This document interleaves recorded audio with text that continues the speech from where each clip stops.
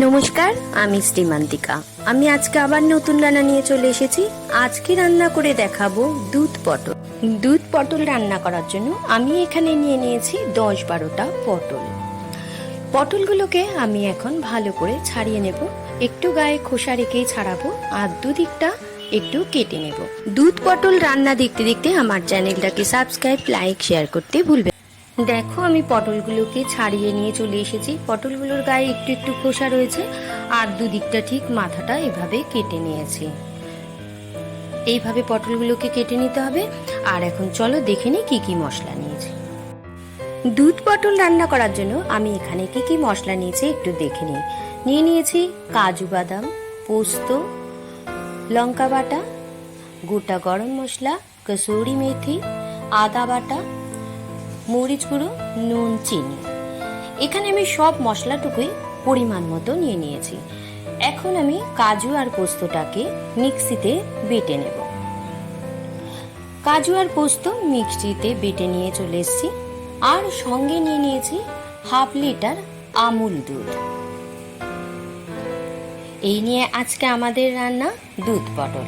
তো দেখতে থাকুন, সঙ্গে থাকুন। দুধ পটল।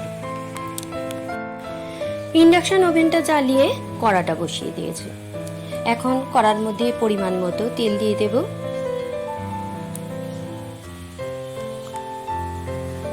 তেলটা গরম হওয়া অবধি অপেক্ষা করতে হবে। তেলটা গরম হয়ে গেছে। এখন কেটে রাখা পটলগুলো আগে ভেজে নেব।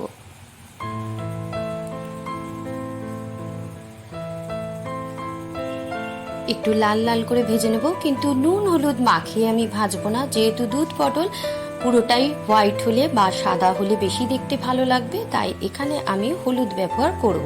এই রান্নাটা অতি অবশ্যই আপনারা খেয়ে দেখবেন, অতি সুস্বাদু হয়। পুরো একদম নিরামিষি ভোগেও আপনারা এটা দিতে পারবেন। এখন আমি দিয়ে দেব স্বাদ মতন নুন। নুন দিয়ে পটলগুলোকে একটু লাল লাল করে ভেজে নেব।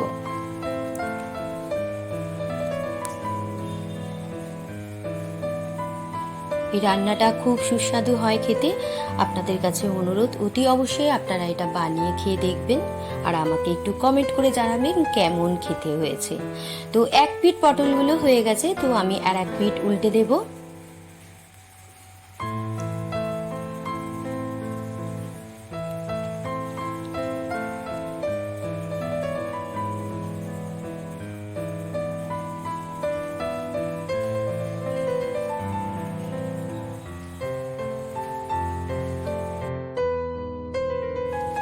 পটলগুলো মোটামুটি ভাজা হয়ে গেছে। দেখুন গাগুলো গোল্ডেন গোল্ডেন কালার হয়ে গেছে। এইভাবে ভাজলে পটলটা একটু ভালো মতো সিদ্ধও হয়ে যাবে। তো আমি এখন একটা পাত্রের মধ্যে পটলগুলোকে তুলে নেব।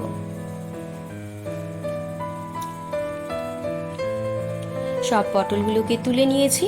এবার পটল ভেজে নেওয়া যে তেলটা রয়েছে তার মধ্যে এখন আমি দিয়ে দেব 1/2 চামচের মতো গোটা জিরে, আর 2 থেকে 3টে শুকনো লঙ্কা, আর একটা তেজপাতাকে ছিঁড়ে দিয়ে দেব। দেওয়ার পরে মশলাটা একটুখানি ভাজা ভাজা করে নেব। মশলাটা ভাজা হয়ে গেছে। এখন এর মধ্যে দিয়ে দিলাম গোটা গরম মশলা। গোটা গরম মশলা দেওয়ার পরে একটু নাড়াচাড়া দিয়ে নেব। নেওয়ার পরে দিয়ে দেব 1/2 চামচের মতো আদা বাটা। আদা বাটাটা দেওয়ার পরে একটু ভালো করে আদা বাটাটাকে ভেজে নেব। আদাটা ভাজা হয়ে গেছে। এখন আমি এর মধ্যে দিয়ে দেব কাজু আর পোস্ত যে বেটে রেখেছিলাম, সেটা এখন এর মধ্যে দিয়ে দেব। এখন একটা কথা বলি, যখন আমি রান্না করি তখন একটু মন দিয়ে রান্না করি। তখন কোন মনটা আমি কোনো দিকেই দিই না, কারণ রান্না মন দিয়ে করলে রান্নাটার স্বাদ বা টেস্ট দুটোই ভালো হয়। কাজু আর পোস্ত যে বাটিটায় রেখেছিলাম সেই বাটিটা ধুয়ে একটু জল দিয়ে দেব। দেওয়ার পরে মশলাটাকে একটু ভালো করে কষিয়ে নেব। এখন দিয়ে দেব স্বাদ মতন নুন, স্বাদ মতন চিনি, 1/2 চামচের মতো গোলমরিচ গুঁড়ো। আপনারা যে যেরকম ঝাল খাবেন সেরকম ঝাল দেবেন। 1/2 চামচের মতো লঙ্কা বাটা। দেওয়ার পরে মশলাটাকে ভালো করে কষিয়ে নেব, ভালো করে ভাজা ভাজা করে নেব। দেখুন মশলাটা ভাজা এসছে, তেল ছাড়তে শুরু করে দিয়েছে। যতক্ষণ না তেল ছাড়ে ততক্ষণ মশলা কষানো হয়। এখন দেখুন মশলাটা কষানো হয়ে গেছে, পুরো তেল ছেড়ে দিয়েছে একদম। দেখুন পুরো তেল ভাসছে, তেল আলাদা মশলা আলাদা হয়ে যাচ্ছে। গন্ধটাও খুব সুন্দর, টেস্টি টেস্টি গন্ধ ছেড়ে দিয়েছে, অপূর্ব গন্ধ। তো এখন আমি দিয়ে দেবো ভেজে রাখা পটলগুলো। পটলগুলো দেওয়ার পরে ভালো করে মশলার সাথে পটলগুলো একটু নাড়াচাড়া দিয়ে কষে নেব, যাতে পটলগুলোর মধ্যে সব মশলাগুলো ঢুকে যায়। একটু সময় নিয়ে ধিমে আঁচে ভালো করে নেড়েচেড়ে পটলগুলোর মধ্যে মশলাগুলোকে ঢুকিয়ে নিতে হবে।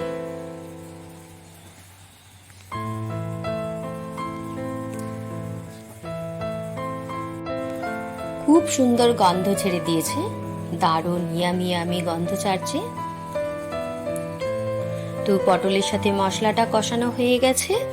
এখন আমি যে হাফ লিটার দুধটা রেখে দিয়েছিলাম সেই দুধটা এখন এর মধ্যে দিয়ে দেব।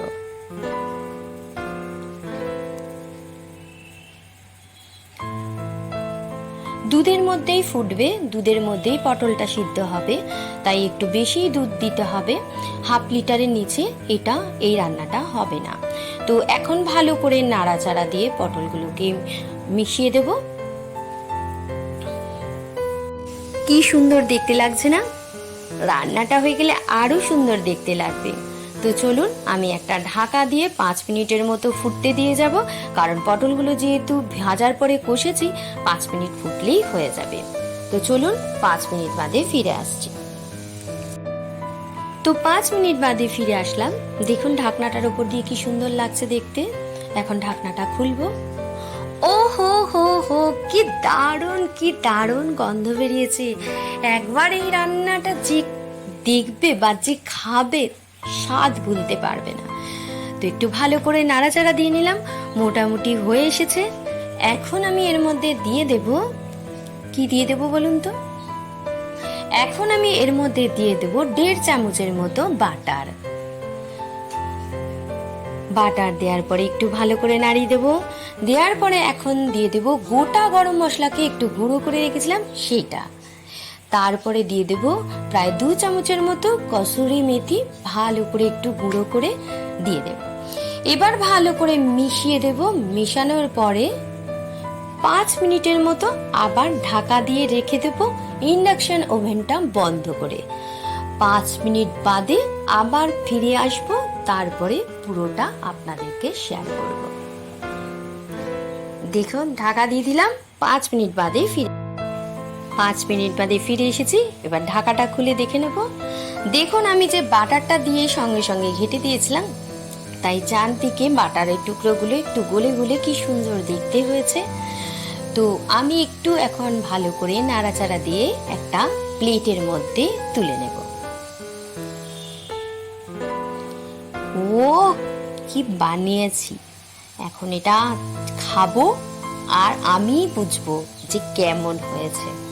তো আপনাদেরকে অনুরোধ, আপনারা এইভাবে রান্না করে বাড়িতে খেয়ে দেখবেন কেমন লাগে। তো ভালো লাগলে অবশ্যই একটা কমেন্ট করবেন, খারাপ লাগলেও একটা কমেন্ট করবেন। তো আজ এই পর্যন্ত, আজ আসি, আবার আসবো নতুন রান্না নিয়ে। ততক্ষণ আপনারা সাবধানে থাকবেন, ভালো থাকবেন, সুস্থ থাকবেন। নমস্কার।